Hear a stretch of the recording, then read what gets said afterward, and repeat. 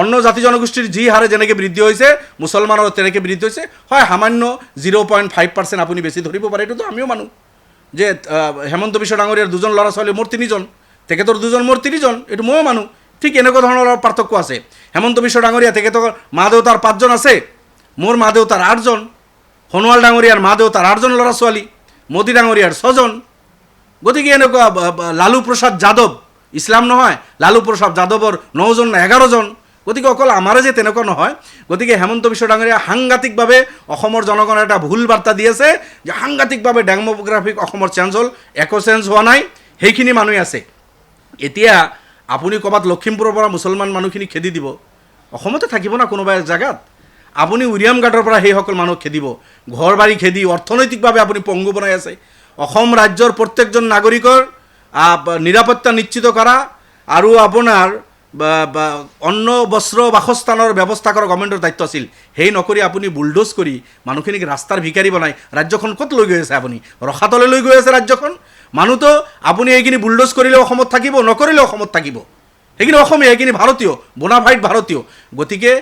আমাৰ তেখেতৰ অৱস্থা বেয়া গতিকে অৱস্থা বেয়া বুলি এছাম মানুহক তেখেতে ভয় দেখাই আছে যে ডেমোগ্ৰাফিক সাংঘাতিকভাৱে চেঞ্জ হ'ল একো চেঞ্জ হোৱা নাই জনসংখ্যা সাংঘাতিকভাৱে চেঞ্জ হ'ল একো চেঞ্জ হোৱা নাই এতিয়া যদি আপুনি অসম ৰাজ্য এই 6খন ষ্টেট লৈ যদি একেলগে বুলি ভাবি লয় অলপ সময়ৰ কাৰণে 5.5 কোটি জনসংখ্যা হ'ব 5.5 কোটিৰ মাজত কিমান আছে মুছলমান চাওক আপুনি তেতিয়া 40% নহয় তেতিয়া 30%হে হ'ব তেতিয়া 1950 যেতিয়া 24% আছিল 24ৰ পৰা এতিয়া 30%হে হ'ল তেখেতে যেটো 40 কৈ আছে গতিকে আনডিভাইডেড অসমৰ পপুলেশ্যন তাৰ পৰা যদি মুছলমানৰ জনসংখ্যা আপুনি ওলায় তেতিয়া চাব মুছলমানৰ জনসংখ্যা একো সাংঘাতিকভাৱে বৃদ্ধি হোৱা নাই চাওক এই ডেমোগ্ৰাফিক চেঞ্জৰ কথা মুখ্যমন্ত্ৰী যেটো কৈ আছে এইকেইদিনৰ পৰা মানুহক সাংঘাতিকভাৱে তেখেতে মিছগাইড কৰি আছে তেখেতে ভুল মানে বাৰ্তা দি আছে মুখ্যমন্ত্ৰী জানে যে 50ৰ পৰা কৈ আছে 1950ৰ পৰা আজিলৈকে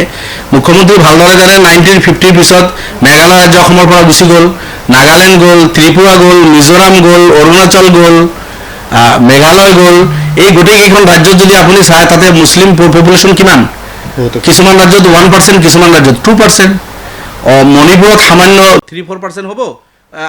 ত্ৰিপুৰাত 3-4% হ'ব বাকীবিলাকতো কোনো পাৰ্চেণ্টেজে নাই এই যে অসমৰ পৰা প্ৰায় 2 কোটি এই 6খন ৰাজ্য যদি আপোনালোকে লৈ যায় এই বাৰ্তাটো আপোনালোকে দিব দেই ধুনীয়াকৈ ৰিকুৱেষ্ট কৰিছোঁ সাংবাদিক বন্ধুসকলক ভাল প্ৰশ্ন কৰিছে আপুনি ধন্যবাদ আপোনাক 6খন ৰাজ্য প্ৰায় 2 কোটি পপুলেশ্যন গুচি গৈছে 2 কোটি 10 লাখ মুছলমান নাই 1 কোটি 90 লাখ হিন্দু পপুলেশ্যন অসমৰ পৰা কাটি গৈছে মুখ্যমন্ত্ৰী মানুহক মানে টুপি পিন্ধাই আছে মোৰ এই টুপিটো আপুনি বেলেগক পিন্ধাব নালাগে মুখ্যমন্ত্ৰী ডাঙৰীয়া আপুনি মানুহক মিছগাইড নকৰিব অসমৰ 3.5 কোটি পপুলেশ্যন যদি ধৰে সম্ভাব্য পপুলেশ্যন আৰু এই 6খন ৰাজ্যৰ প্ৰায় 2 কোটি পপুলেশ্যন 3.5 আৰু 2 কোটি 5.5 কোটি পপুলেশ্যন এই 5.5 কোটি পপুলেশ্যন 1951ত মুছলমানৰ যদি আপুনি চায় 25-26% মুছলমানৰ জনসংখ্যা আছিল 1951ত এতিয়া 5.5 কোটিৰ ভিতৰত যদি সেই হিচাপটো আপোনালোকে ওলায় খুব সাংঘাতিকভাৱে একো বৃদ্ধি হোৱা নাই সামান্য বৃদ্ধি হৈছে যেটো অন্য জাতি জনগোষ্ঠীৰ যেনেকৈ বৃদ্ধি হৈছে সমানভাৱে বৃদ্ধি হৈছে কিন্তু মুখ্যমন্ত্ৰী দেখাব বিচাৰিছে তেখেতে এটা ভুল কথা কৈছে যে 1950ত 12% আছিল ভুল 12 নহয় 25% আছিল জনসংখ্যা 1950-51ত 1 নম্বৰ ভুল তেখেতৰ এইটো 2 নম্বৰ ভুল 2 কোটি হিন্দু জনসংখ্যা অসমৰ পৰা কাটি বেলেগ ৰাজ্যত গুচি গ'ল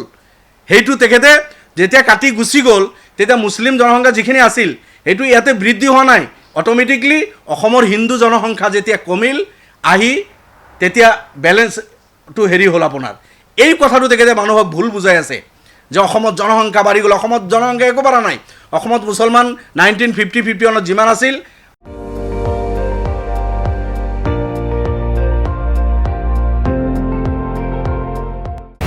আপুনি চাই আছে ND24